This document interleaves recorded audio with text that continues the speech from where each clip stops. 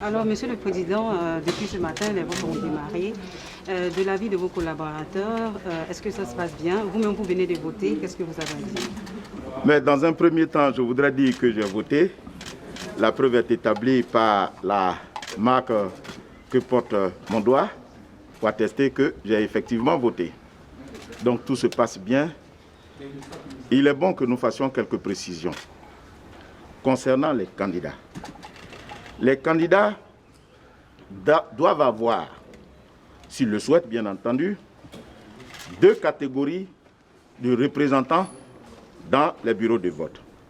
Il y a les représentants itinérants, c'est-à-dire ceux qui vont de bureau de vote en bureau de vote, de lieu de vote à lieu de vote dans la circonscription qu'on appelle les délégués. Et il y a les représentants qui sont statiques, qui sont dans les bureaux de vote. Et à ce niveau, ils sont au nombre de deux, un titulaire et un suppléant. Le titulaire, il est dans le bureau de vote.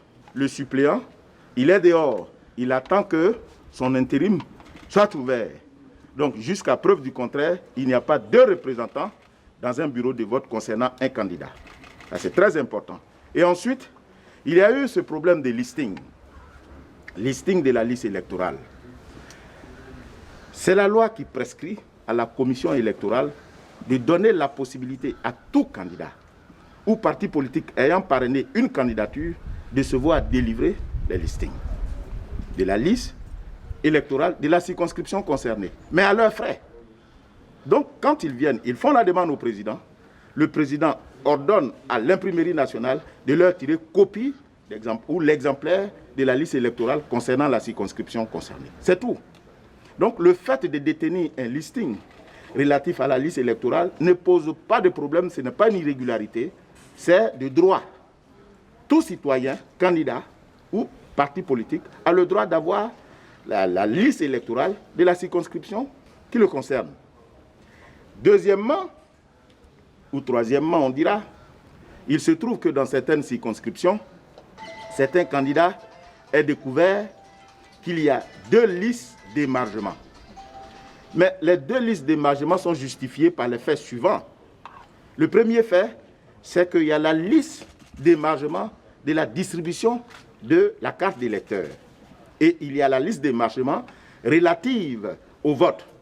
Donc le fait d'en trouver deux dans un bureau de vote n'est pas irrégulier.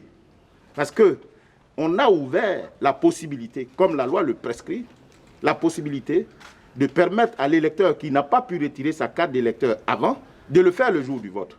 Mais ce faisant, il faut que nous tenions comptabilité de ce fait. Donc nous ouvrons une liste concernant la distribution des cartes, ce qui justifie la présence de cette liste d'émargement dans le bureau de vote. Et en plus de cette liste, il y a la liste d'émargement pour le vote.